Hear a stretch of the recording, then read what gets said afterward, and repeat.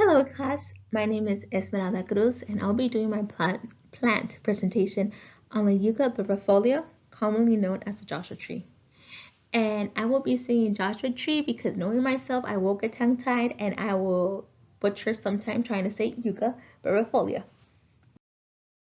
So you may ask yourself, why did I choose the Joshua tree?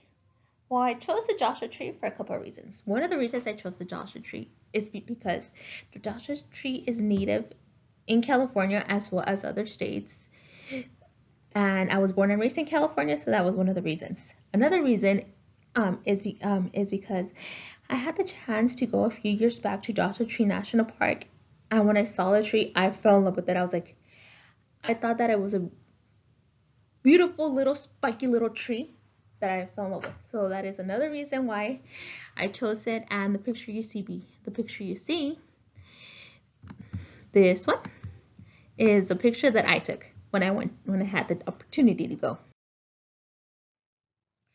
I'll be speaking to you guys about the history, the habitat, the population, and what is the Joshua tree? Is it a food or a crop? Some of the history of the Joshua tree is that the Joshua trees were named for the biblical figure Joshua, as well that in the 19th century Mormon settlers who felt across the outstretched tree limbs, they believed that this tree guided them towards their journey. The Joshua tree is native to the southwestern of USA. As stated before, this can be found in California, Arizona, Utah, and Nevada, which is mostly known to be in the Mojave Desert. Another thing is that some trees are in the Joshua Tree National Park, which was founded in October 31st, 1994. Another thing is that Joshua trees have it's like they only have a single trunk, which this trunk can grow up to 3 to 9 feet tall before like its little spiky little branches grow. And the spiky little branches, many people believe that it's like similar to like the Lorax trees from Dr. Seuss. So this is another reason I like the Joshua tree because it reminds me of the Lorax, and this is one of my favorite stories from Dr. Seuss. Another thing is that its branches, the little spikiness, they have around like the leaf, they're like white and as well green, and they have little flowers. Another thing is that Joshua trees can grow between 20 to 70 feet. The population of the Joshua tree is that it can grow like up to 150 years, but some trees have lived up to about 1,000 years. They grow very slowly throughout the year. They only grow 3 inches per year. And the way that you can find out how old a Joshua tree is that you measure it of how tall it is. For example, if a tree is like 1 feet tall, it is 4 years. If it's 4 feet tall, it's 20 years. If it's 8 feet tall, it's 45 years. And if it's 12, it's 70 years. I wasn't really able to find like an estimate to see how many Joshua trees there are right now at the moment. But from what I do know, the trees are surely dying because of global warming. The habitat of the Joshua tree is is that they live in the desert. They pretty much they grow in the dry and the sandy soils. They prefer to grow here. They feel this is to be their habitat, and the Joshua trees receive direct sunlight throughout the day. And a fun fact is that Joshua trees aren't a tree, is actually a succulent. And the way that a Joshua tree receives its water, it receives its water from the ground falls it has, as well as from the rain, rivers, and it has what it has around it. A little bit more things about the habitat about the Joshua tree is that the Joshua tree can live without water for certain amounts of periods. As this is because it absorbs its water to its needs. Its main reason is because since it's a succulent, it's able to absorb its water inside, just like the cactuses. It receives its CO2. It does receive CO2, but it receives this from the soil, and it does this at night. Another thing is that the Joshua tree is a camp plant, and in the morning photosynthesis. I'm so sorry, I cannot pronounce it at the moment. And as stated before, it does the CO2 at night because it prefers colder temperatures. Things about the habitat, well, but better yet to say, the little creatures that live in the Joshua trees are the little creatures you see in these images. Some of these little creatures are the grounded squirrels, the white-tailed antelope grounded squirrels, which are these little furry little creatures. As well, it has some kangaroo rats and night lizards. It also has over 200 species of birds, and the most commonly birds you can see in the Joshua trees are ravens, the Gambel's quail, the red-tailed hawks, and the roadrunners. And this little creature you see right here was a hawk that I saw when I had the chance to go to the Joshua Tree National Park. And it also has moths living in it. So sorry about that. So now you ask yourself, what is the Joshua tree? Is it a food or a crop? Or what is it? Well, the Joshua trees are food, but they're food to the little animals and the moths that live in it. One thing that I do know is that the Joshua tree blooms between February and April, and that's when it creates its flowers create little whitish greenish flowery clusters. And as you can tell, the Joshua tree is not a crop. Do not cut it. Joshua trees are protected and are considered rare. They're not yet an endangered species, but people are trying to fight for them to be an endangered species. And you could be fined if you cut a Joshua tree and if they find you.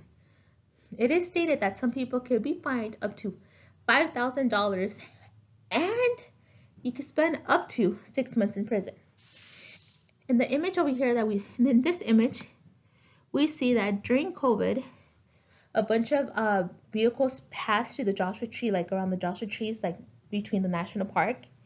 And since there was no staff on duties and everything, the cars passed down and they cut the Joshua tree.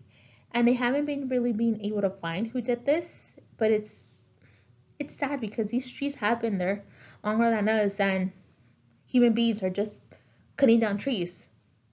That's just sad. So some fun facts is that there are two types of Joshua trees. The Joshua trees that the one type of Joshua tree is the western Joshua tree, which are found in California and southern Nevada, and the eastern Joshua tree, which are found in Arizona and Utah. Also, another fun fact is that also depending on the weather, sometimes the flowers may not bloom. And sadly, as stated before, the Joshua trees are dying because of global warming, and sometimes extreme temperatures can cause fires. So this is another reason that Joshua trees have died. The highest temperature recorded so far has been over 115 feet Fahrenheit. And besides global warming, people are also affecting the beautiful Joshua tree. From reading from articles that I found one that a couple was fined over $18,000 for bulldozing 36 Joshua trees because they wanted to expand their home. And these were the Joshua trees that were bulldozed. Some other fun facts is that tourism is also affecting the growth of the Joshua tree. This is because after COVID, tourism increased by a lot, and while having more population and more people coming to these parks, they are affecting a little bit the ecosystem and the habitat of the Joshua tree. So it's being harder for the Joshua tree to grow. Another thing is that you are able to grow the Yucca vibrifolia, but it can only be grown in California, Nevada, and Utah. This is because it can only grow in its natural habitat, and as well it has to do with the soil and the dirt, because the Joshua tree grows better in its own soil than another. Another fun fact is that any US Joshua trees were granted a temporary endangered species. They're still trying to pass a law for no Joshua tree to be cut by a person or by companies, because this is getting difficult because some bigger companies that are trying to pass by to put solar panels or to put homes, they are cutting these Joshua trees, which is sad, honestly. I found a video of a bunch of Joshua trees that were cut, and here's a lady speaking about it. They were at least 50-foot long piles, at least probably 20-30 foot high. just piles and piles of Joshua trees. These are pictures Weigel says she took of the piles back in February. She says all those trees were still standing just weeks before those pics. She estimates hundreds, if not thousands, were cut down. And all that's left is what you see, scattered across the dirt. Now, to end this on a happier note, let me show you a few more pictures that I took when I had the opportunity to go to the Joshua Tree National Park. And this little one, it's a tree that which is barely growing. And from what I remember, I believe this was about 4 feet tall-ish. I think this was 20 years old. There are the last little ones. I also had the opportunity to take some black and white pictures, but sadly, of all the moves that I moved, I wasn't able to find them. If not, I would have been so happy to share them with you. And thank you so much. Hope you enjoyed my beautiful little TED Talk.